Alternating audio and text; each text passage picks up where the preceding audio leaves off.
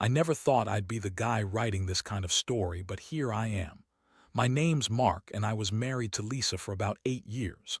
We seemed solid at first, happy, even. We had a good life, or at least I thought we did. I work as a lawyer, and Lisa was always supportive of my career, even if she didn't quite get the grind I had to put in. Everything started feeling a little off a few months ago, though. She'd come home late more often, excuse herself with some bullshit about work dinners or friends from the gym. Usually I let it go because I didn't want to be that guy who's always suspicious. But then her phone started getting secretive. She'd hide it when I entered the room, and her texts became more frequent, more hastily deleted. I noticed her getting a little bitchy, snapping at me for no reason, dismissing my concerns like I was just overreacting. But I was. Something was wrong. When I'd ask about her late nights, she'd roll her eyes and say I was paranoid, accuse me of not trusting her. She'd say I was suffocating her, that I was insecure. That's when I started feeling like something was definitely up, but I couldn't quite put my finger on it. Then out of nowhere, I found her phone one night when she was in the shower. I wasn't snooping, I swear. I just needed to grab my wallet, but what I saw stopped me dead. There were messages, flirty, suggestive messages, not just from her but from someone I didn't expect. It wasn't just some random guy, it was her boss's brother, Ryan. And the messages weren't innocent. They talked about meeting up, about sex, about their secret. My stomach clenched. I scrolled through more, trying to make sense of it all. I felt like I'd been hit by a train. This wasn't some innocent flirtation. It was full-blown cheating. I knew I had to see more, so I started digging deeper. I found out Lisa had been seeing him for months, secretly. The worst part, she had the nerve to lie straight to my face when I confronted her about the texts. She said I was crazy, that I was imagining things, that Ryan was just a friend. Yeah, right. That's when I decided enough was enough. I couldn't keep pretending this wasn't happening. If she was willing to cheat behind my back with my own knowledge, I needed to take real action. I needed a plan. But what I didn't expect was how much this would turn my whole world upside down. So after she lied about everything, I knew I couldn't just confront her and hope for the best.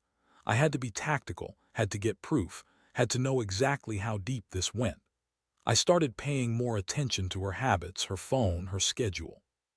She was sneaky about hiding her phone, but I noticed she was always very particular about where she kept it, never leaving it around, always deleting messages, changing passwords. But I wasn't going to let her keep me in the dark.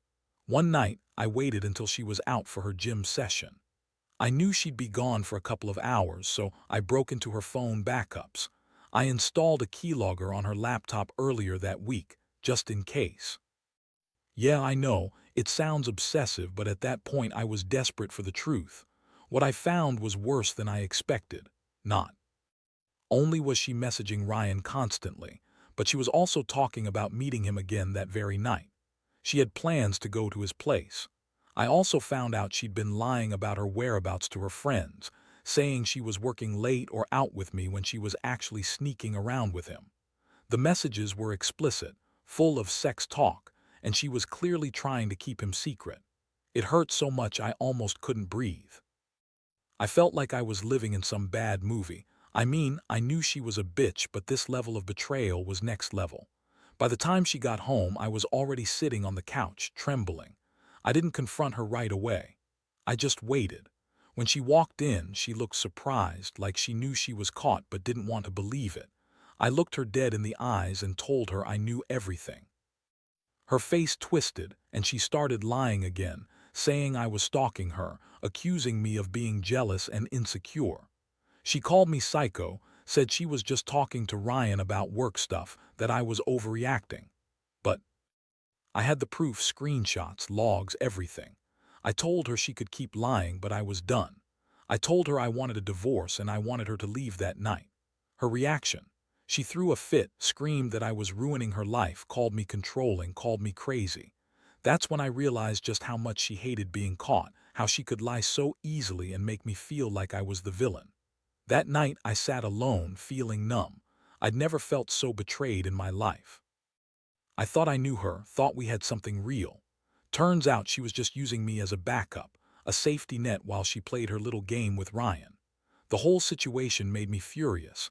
How dare she cheat with my mentor from law school, someone I trusted to give me advice, someone I looked up to. It was like a punch in the gut. But what I also learned was that her bitchy attitude, her constant lying, her manipulative ways, they all added up to someone who wasn't worth my time or effort. I didn't want her, not after this.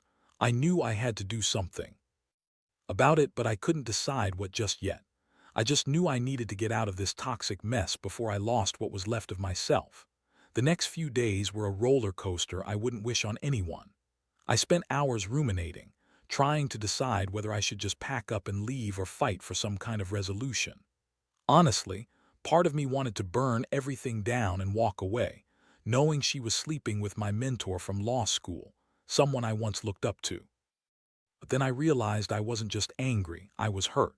Deep down, I felt a strange mix of betrayal and shame, like I'd let myself be played for a fool.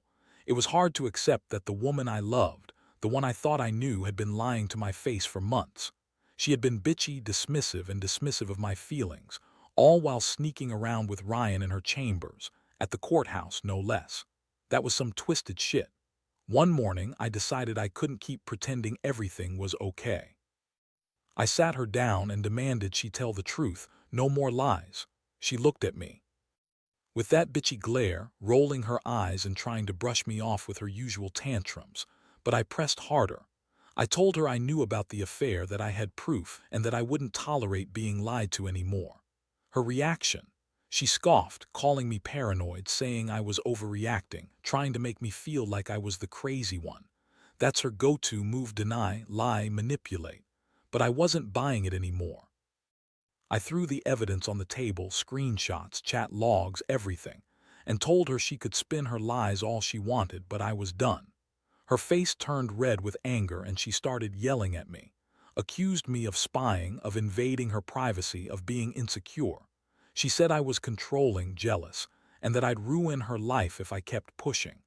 Honestly, I'd never seen her so bitchy and defensive in my life. I told her I was done playing her games, that I wanted a divorce, and I wanted her out of my house. She screamed that I was ruining everything, called me a terrible husband, and stormed out of the room. That was the moment I realized she'd rather burn everything down than admit to her lies. But I felt a strange sense of relief too. Finally, I was standing my ground. Over the next few days, I started making plans. I started packing a bag, reached out to a lawyer, and got my head straight. I knew I had to get her out of my life for good this time. I also reached out to a couple of friends for support, knowing I needed people I could trust. The emotional toll was brutal. I felt betrayed, angry, confused, and deeply sad. All those years I'd spent building something with her, and she was just using me as a backup while she screwed around with Ryan in her chambers. I kept thinking about how manipulative she was, how she'd lie to my face and then turn around and call me insecure or controlling when I called her out. That was her favorite escape hatch: deny, deflect, insult. I started wondering how I missed the signs, how I was so blind to her true nature.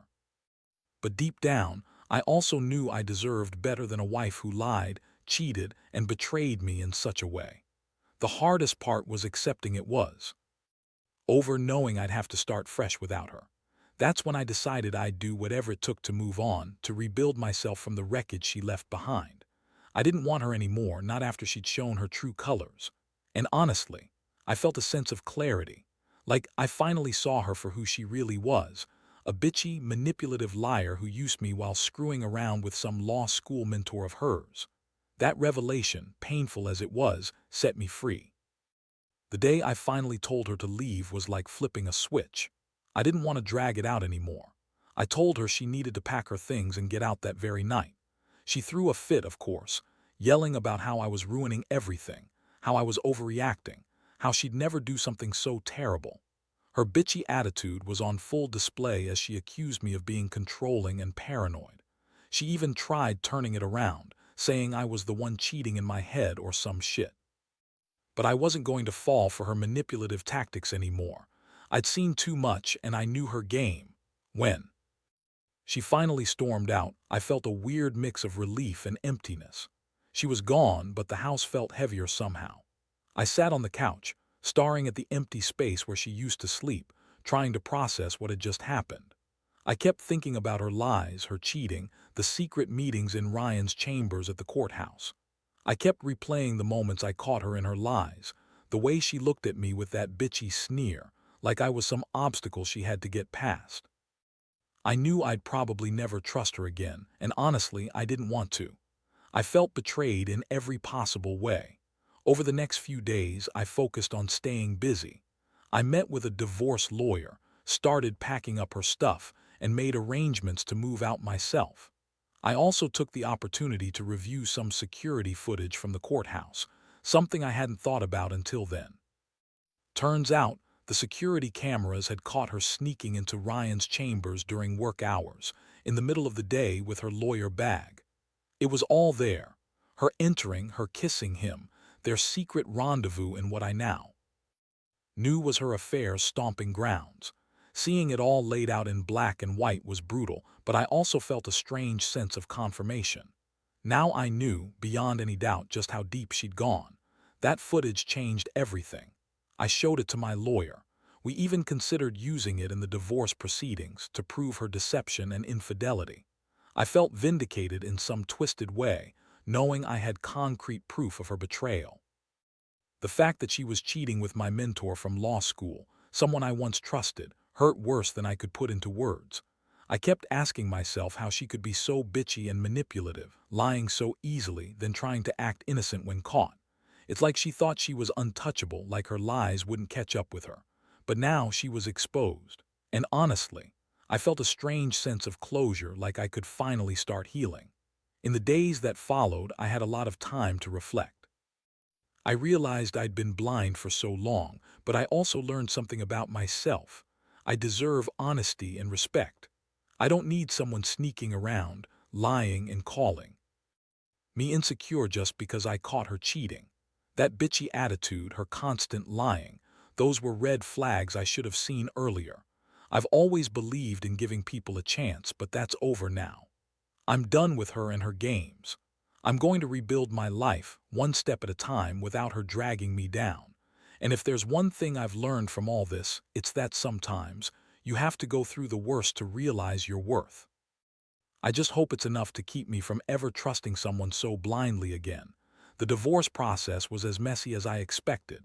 Lisa didn't go quietly, of course. Her bitchy side really came out during the negotiations. She accused me of stalking her, called me controlling, and tried to paint herself as the victim. Honestly, it was exhausting. She kept lying, trying to spin everything to make herself look better, but her words just bounced off me. I had the proof, the security footage, the chat logs, everything. That was my leverage.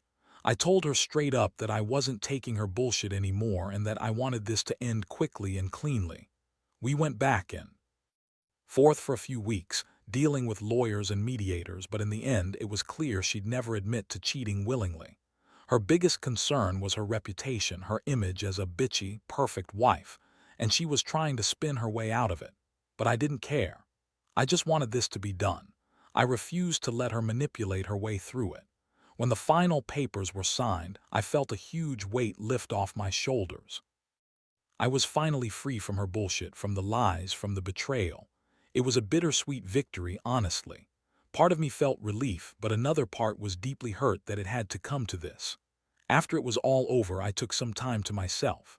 I moved into a small apartment, kept the house for now, but I knew I'd eventually sell it.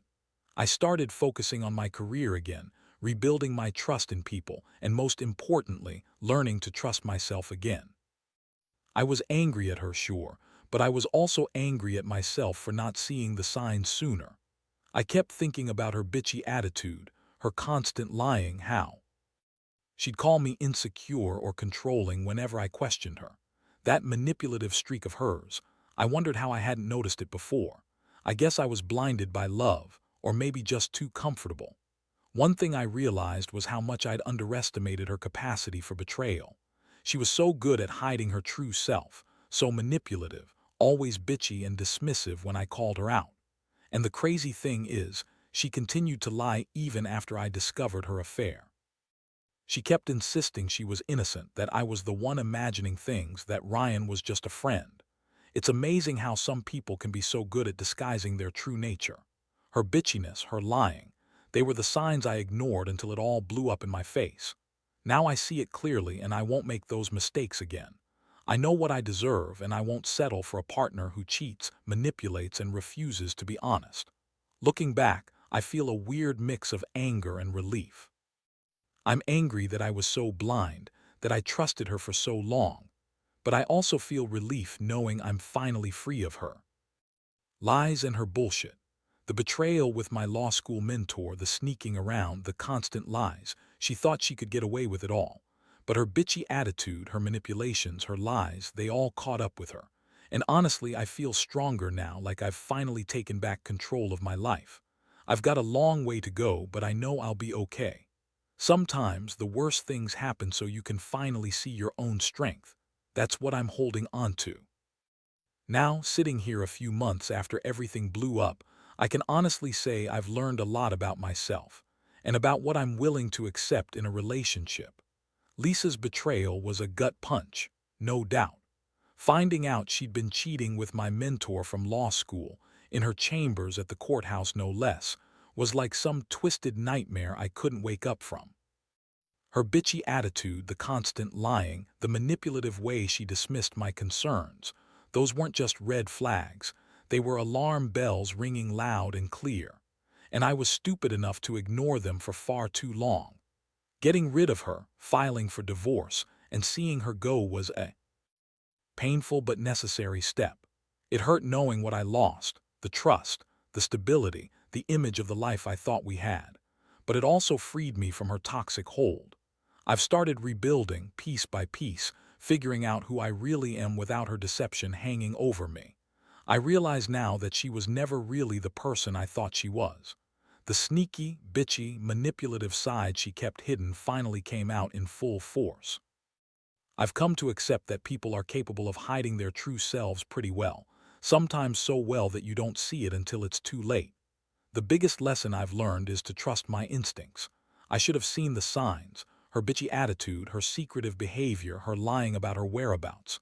But I was too comfortable, too trusting, too blind to her true nature. Now I see that red flags aren't there to be ignored, they're there to protect you. And I regret not listening to mine sooner. The betrayal with my mentor from law school, someone I once respected, was the hardest part to accept. It made me realize how much I'd been naive, how much I'd trusted her to be honest with me. But I also understand that sometimes you have to go through absolute hell to come out the other side stronger. I don't hate her anymore. I just feel sorry for her for letting herself become that kind of person, bitchy, manipulative, and dishonest. Now I look ahead not with bitterness but with clarity. I'll never let myself be blind again. I'll pay more attention to the signs, trust my gut, and never accept bullshit from someone who's secretly lying to me. I also know that I'm capable of surviving the worst, and somehow I'll find happiness again, alone or with someone who actually deserves my trust. Because at the end of the day, I learned the hard way that betrayal cuts deep, but it also teaches you who you really are. And I'm finally starting to see that I'm stronger than I thought.